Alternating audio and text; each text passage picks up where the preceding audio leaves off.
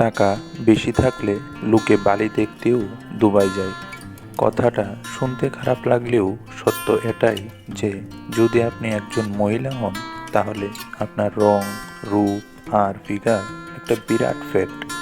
কিন্তু আপনি যদি ছেলে হন তাহলে আপনার রং, রূপ আর ফিগারটা কোনো ব্যাপার না।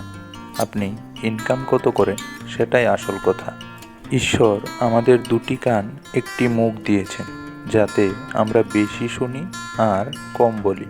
খিচুড়ির মতো লোককে তুমি যদি বিরিয়ানির মতন সম্মান দাও তাহলে সে তো তোমার মাথায় চড়ে নাচবেই।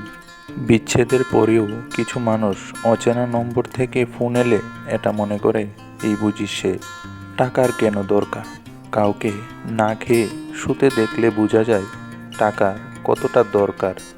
মেয়ের বিয়ের জন্য কোনো বাবাকে অন্যের কাছে হাত পাততে দেখলে বোঝা যায় টাকার কতটা দরকার।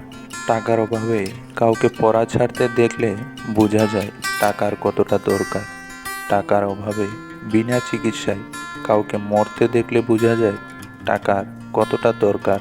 ছুটির দিনেও বাবাকে কাজে যেতে দেখলে বোঝা যায় টাকার কতটা দরকার।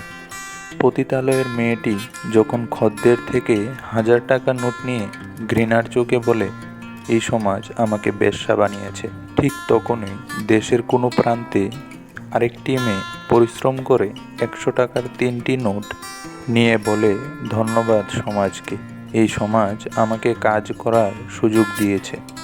রাতের অন্ধকারে সিগারেটের ধোঁয়া উড়িয়ে বেকার ছেলেটি যখন ভাগ্যকে অভিশাপ দিয়ে দেশ ব্যবস্থাকে গালি দেয়, ঠিক তখনই দেশের কোনো প্রান্তে আরেকটি ছেলে সিগারেটের সেলসম্যান হয়ে ঘাম ঝরাচ্ছে। প্রশ্নের বিপরীতে তার জবাব পরিশ্রমই আমাকে বেকারত্ব থেকে মুক্তি দিয়েছে।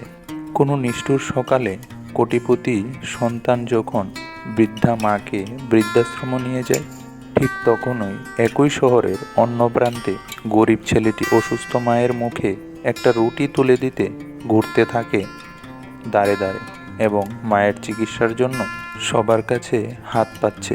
প্রশ্নের বিপরীতে তার জবাব, মা পাশে না থাকলে আমি কিভাবে বাঁচব। সত্যিকার অর্থে জীবনে কিছু করতে চাইলে একটা রাস্তা খুঁজে পাবে, আর না করতে চাইলে পাবে শুধুই অজুহাত।